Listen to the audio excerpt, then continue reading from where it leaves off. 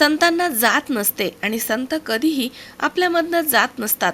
काला म्हणजे आपल्या जीवाचे त्या ईश्वराशी ऐक्य, असं प्रतिपादन श्री क्षेत्र गहिनीनाथ गडाचे मठाधिपती महंत श्री विठ्ठल महाराज यांनी केलंय.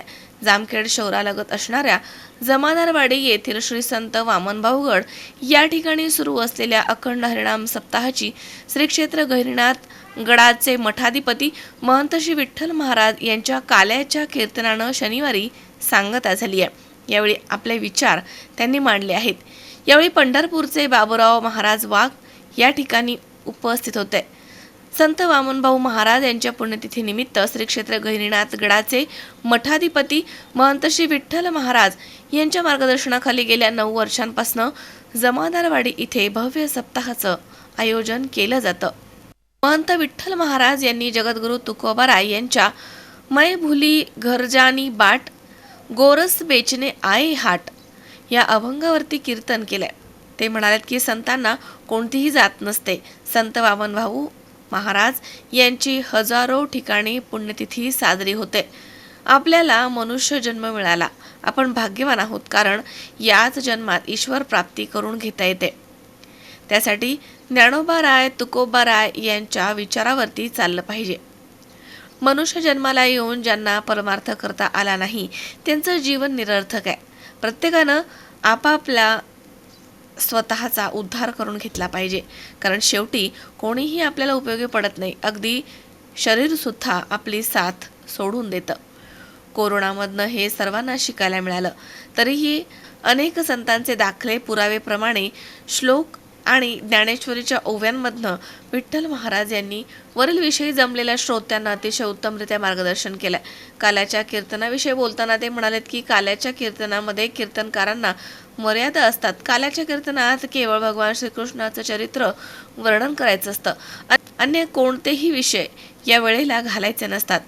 तेही तुकोबाराय यांनी सांगितल्याप्रमाणे चरित्र ते उच्चारावे केले देवे गोकुळी या केवळ गोकुळामधल्या चरित्राचा उच्चार कीर्तनकारांनी करायचा असतो, असं सांगून महाराजांनी भगवान श्रीकृष्णाच्या बाललीलांचं वर्णन केलंय. शेवटी श्री विठ्ठल महाराज यांच्या हस्ते दहीहंडी फोडण्यात आली आणि आरती करून त्यानंतर महाप्रसादानं या उत्सवाची सांगता झाली आहे. सकारात्मक आपल्याला एक दिवस नाही आपलं आयुष्य जाईन काल्याचं. अरे तुझा आयुष्य किती वेळ आहे. काला शब्दाचा अर्थ आहे ऐक्य. त्या परमात्म्याशी ऐक्य करणं, एक रूप होणं. अनेक खोड्या अनेक काही ज्या गोष्टी घडल्या सगळ्या त्या गोकुळातील स्त्रिया गवळणी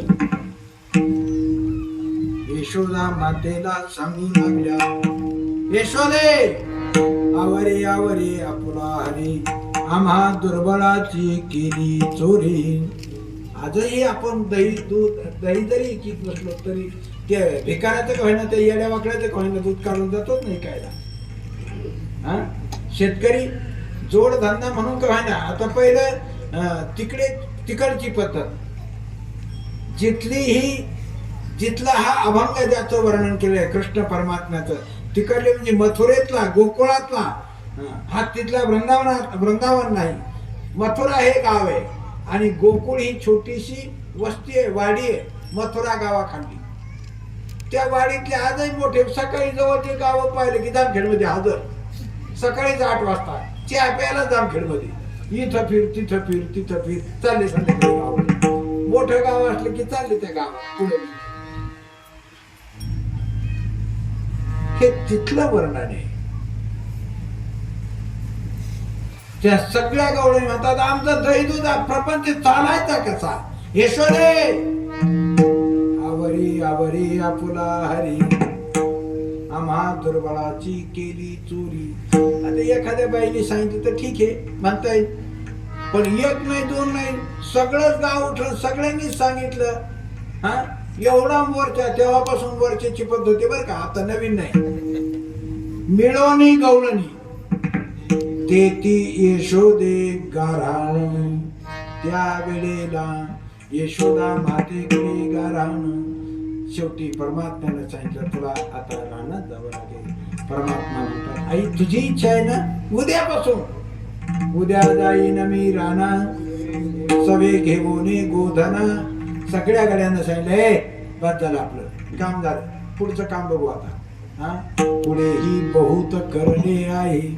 पुढचे काम अनेक वेगळे आहेत. उद्यापासून अरे तुम्ही गाया घेवोनी सारे गोपाळ सांगितलं. सगळ्यांना मंजूर झालं. सगळी कामं सांगितली पुढची. दुसऱ्या दिवशी आपापली शिदोरी घेऊन सगळे गोपाळ परमात्म्यासह थेट वृंदावनामध्ये. आणि तिथे गेल्याच्या नंतर यमुनेचं वाळवंट ते पाहिलं. मोहच आवरत नाही. आपल्या तिथे नाही, पण आता आपण खेळायला जाऊ. कुठे खेळायचं? यमुनेच्या वाळवंटामध्ये. अशोक वीरसी 24 तास, जामखेड.